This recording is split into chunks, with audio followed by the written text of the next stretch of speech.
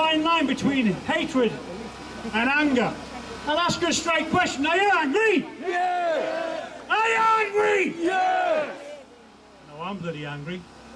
Professor J said a conservative figure of 1,400 kids over a 10-year period were sexually groomed, raped, trafficked and abused in many other ways that are too graphic to talk about. Where's the justice? Does anybody see any justice yet? No. I see a few people reluctantly dragged before the courts. Now, a lot of what I've had to say, or wanted to say today, has been covered by more eloquent speakers than me. So I'm going to fall back on something I said 18 months ago in another lifetime in Manchester. Because grooming's not just unique to this town. It's unique all over the country. There is 40 individual police investigations going on into grooming gangs all over this country, from Newcastle to London and far afield. You don't hear about it. It's quieting down.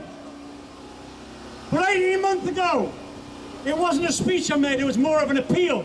And I'm going to revamp that just a little bit. Not all of it, because it was quite a long, drawn-out thing. And it's something that no man has the right to ask a woman. But I'll ask them.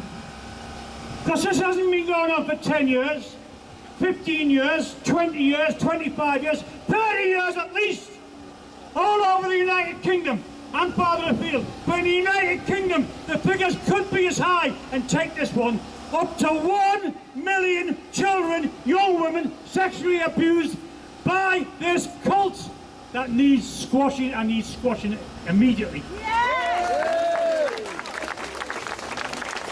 The appeal I made 18 months ago was that women, and this is why I say no man has the right, but I'm going to anyway, women who were abused 30 years ago, 20 years ago, no matter how long, you have it in your power to go a long way to stopping this. Now, I know a lot of you have moved on in your lives and built good lives for yourselves and managed to put this behind you. Many, many more haven't. They're still suffering drug addiction and psychological problems because of what happened. They probably will for the remainder of their lives. That's not counting those who have committed suicide, who we'll never know about. I want them women, please, draw on your own courage.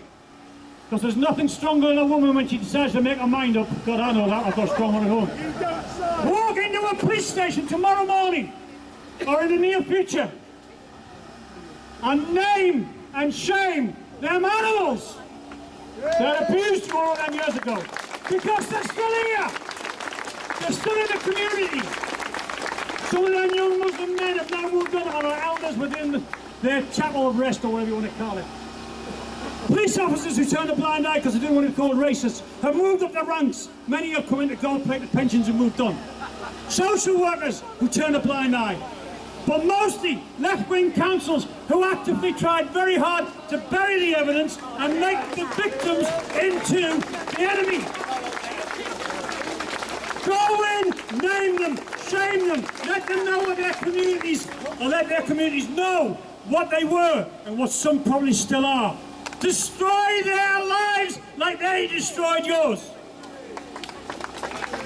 I'm not a religious man, but someone said to me a few days ago, vengeance is mine, says the Lord.